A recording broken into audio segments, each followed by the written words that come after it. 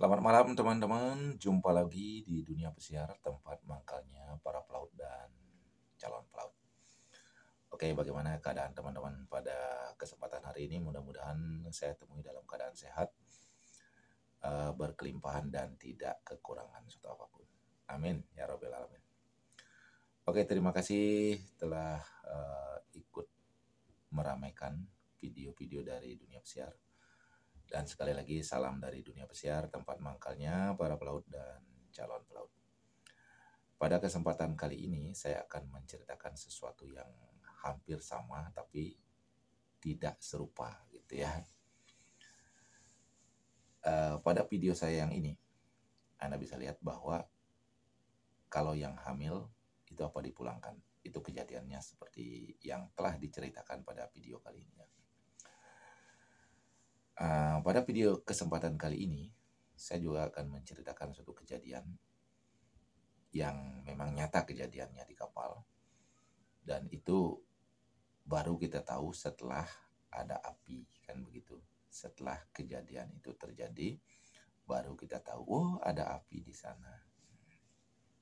Sebelumnya kita tidak tahu. Sebelum terjadi api atau sebelum terjadinya masalah itu, kita tidak tahu apa yang terjadi, kan begitu. Kita tidak tahu, kita tidak mau juga persoalan pribadi kita ungkit-ungkit. Yang pasti siapa yang memulai duluan, siapa yang mulai belakangan, kita tidak tahu. Setelah kejadian itu terjadi, di mana terjadi kehamilan lagi, maka baru kita bertanya, baru kita menanyakan apa yang terjadi, bagaimana kejadiannya, kan begitu. Nah, singkat cerita, saya bercerita di sini sesuai dengan kenyataan, tapi dengan nama yang tidak sesuai. Katakanlah ada ada pelaut ini tiga ya, tokohnya tiga. Yang pertama namanya katakanlah si Budi. Ini seorang waiter namanya Budi. Kemudian ada juga waitress namanya Sari. Jadi Budi dan Sari ini menikah. Jadi mereka itu adalah suami istri. Ya. Suami istri. Nah, singkat cerita kedua-duanya berangkat ke kapal pesiar. Berangkat ini ke kapal pesiar. Tetapinya kapalnya berbeda. Jadi dia terpisah berangkat. Contohnya satu di Fantasia, satu di World Europe, begitu umpamanya kan. Si Budi ini umpamanya di Fantasia, kemudian si Sari di World Europe. Nah, setelah terjadi beberapa bulan di kapal pesiar, mungkin apa yang terjadi kita sudah tidak tahu, seperti apa yang saya bilang tadi. Kita tidak tahu bagaimana awalnya terjadi, tetapi kita tahu setelah terjadi api. Ya, begitu ada pure api, begitu ada kejadian baru kita, wah itu ada kejadian seperti itu. Singkat cerita, si Budi ini punya pacar lain di kapal. Oke. Saya juga tidak tahu si Sari apa juga punya, sehingga si Budi mencari pacar baru di kapal. Nah, singkat cerita, pacar barunya ini setelah diajak berapa bulan, itu terjadi kehamilan. Nah, repot kan masalahnya, repot. Seperti yang saya bilang, penyesalan selalu di belakang. Ya. Yang menjadi persoalan adalah si Budi dan si Sari ini sudah menikah. Kemudian si Budi ketemu, katakanlah dengan si Siti. Nah, Siti bukan Siti Nurbaya ya. Ketemu dengan si Siti, kemudian mungkin si Budi cocok dengan si Siti, kemudian terjadi PDKT, terjadi pendekatan karena sering di kapal diajak bareng, satu restoran diajak makan bareng, dikeluar bareng, kemudian saya juga tidak tahu barengannya di mana, sehingga terjadi kehamilan. Tentunya kalau di kapal sudah terjadi kehamilan, seperti pada video saya yang sebelumnya itu, si hamil ini harus pulang, ya. Tetapi yang menjadi pertanyaan besar adalah bagaimana tanggung jawab si Budi. Halo Budi, tanggung jawab kamu bagaimana, kan begitu? Apakah kamu akan menceraikan istri? Apakah kamu akan memperistri si Siti? Apakah kamu akan menceraikan si siapa namanya tadi?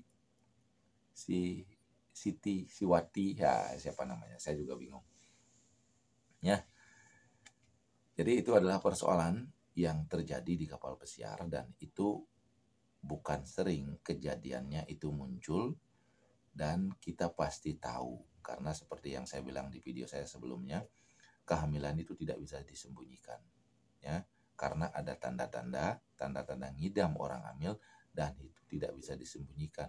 Di kapal itu, apalagi sebagai seorang waiter, kerjanya adalah berat, ya, kerjanya berat, jadi pasti ketahuan.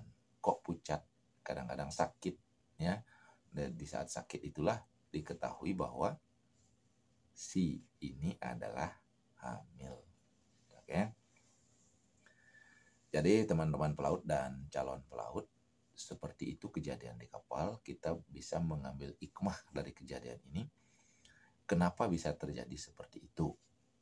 Ya, kita tidak mempersalahkan siapa yang mulai, siapa yang duluan, siapa yang belakangan. Seperti yang saya bilang di video saya yang sebelumnya, bahwa Tuhan itu tidak tahu, ya, semesta itu tidak tahu bahwa orang ini sudah menikah, ini sudah belum.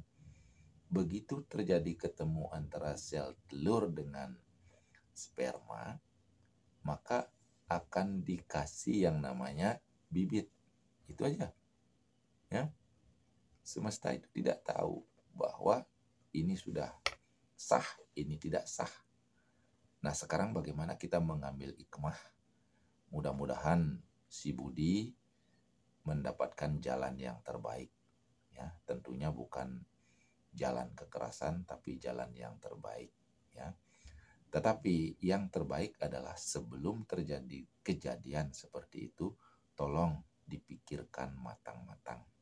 Introspeksi diri, saya sudah punya istri, bagaimana supaya tidak terjadi hal-hal yang tidak diinginkan, begitu ya. Jadi pesan berat dari saya adalah hati-hati dalam bertindak, ya. Kontrol diri. Bagaimanapun di kapal memang stres, kerja berat, kita perlu hiburan, ya. Tetapi pikirkan sekali lagi apa yang harus Anda lakukan sebelum penyesalan terjadi di belakang, ya. Sekali lagi mudah-mudahan si Budi punya solusi yang terbaik atas kejadian ini, dan mudah-mudahan semuanya dikasih jalan terang, ya, dan dapat solusi. Saya doakan jalan yang terbaik adalah jalan yang Anda pilih, ya, karena pilihan Anda yang menentukan, Anda yang menjalani nantinya, dan segala sesuatunya Anda harus pikirkan. Setelah Anda pikirkan, ambil keputusan, dan keputusan itu adalah keputusan terbaik buat Anda. Oke? Mudah-mudahan ada manfaatnya bagi teman-teman pelaut dan calon pelaut yang belum mengalami kejadian. Hati-hati, ya. Salam sekali lagi dari dunia pesiar. Selamat bekerja, selamat beraktivitas. Tempat mangkalnya para pelaut dan calon pelaut di sini di dunia pesiar.